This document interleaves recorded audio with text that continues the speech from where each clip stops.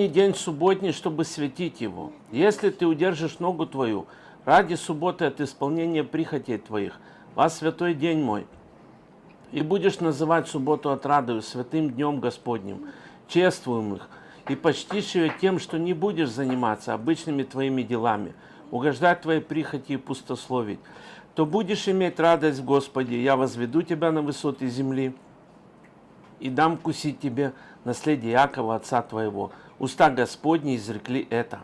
Наблюдай день субботний, чтобы свято хранить его, как заповедал тебе Господь Бог твой. Посему для народа Божия еще остается субботство, ибо кто вошел в покой его, тот и сам успокоился от дел своих, как и Бог от своих. Амен. Amen. Шаббат шалом. Shabbat Shalom.